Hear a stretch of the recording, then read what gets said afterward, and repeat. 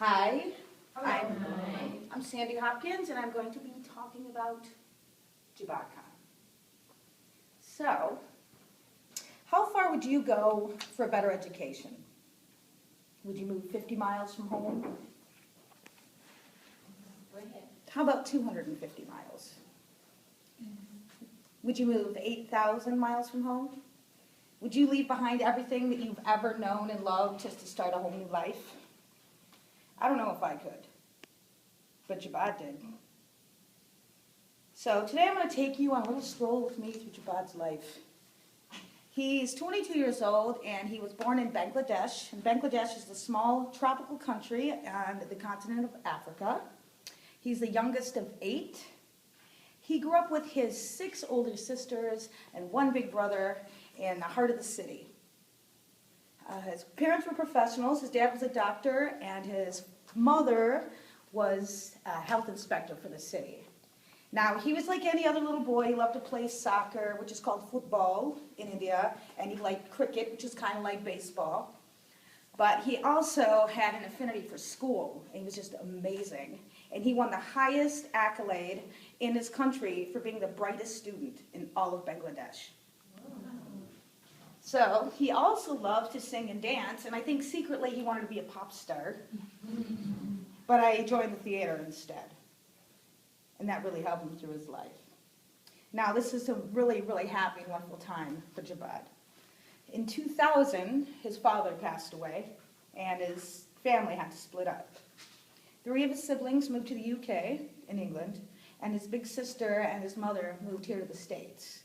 And Jabad stayed behind in Bangladesh because he wanted to finish high school, get a part-time job, make some money, and figure out what he was going to do with the rest of his life.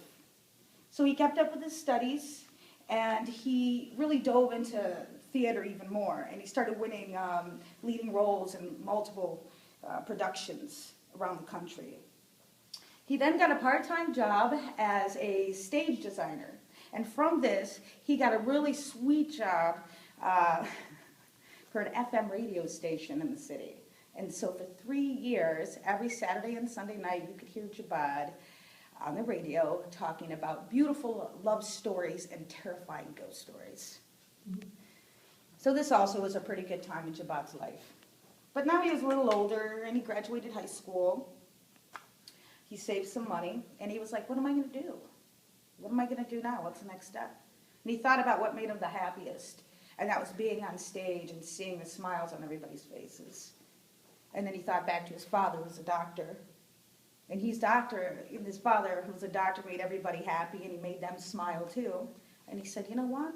I'm gonna do it. I'm gonna be a doctor. And where else could he go to be a doctor? The best place in the world. So he picked up the phone, and he was like, Mom, I'm coming to America. So, 2010, he hops on a plane, and he lands at the Detroit Metro Airport. With 1 delay in Chicago, 24 hours, he was a little freaked out, but I'll let him tell you about that. As soon as he got here, the family was really happy. He got a job manufacturing so he could start saving for school, and this is how we meet him today. Now, he loves hanging out with his friends still, playing soccer and cricket, but now he's got a goal, and he's going to do everything that he can so that he accomplishes that goal. I'm really glad I got to know Jabad. He's a very warm human being, and he's an energetic go-getter. And one day, when I make an appointment at Dr. Jabad's office, and I walk in, and I said, hey, you remember me? What about that discount? I hope he remembers my face. Yeah. Serious about that.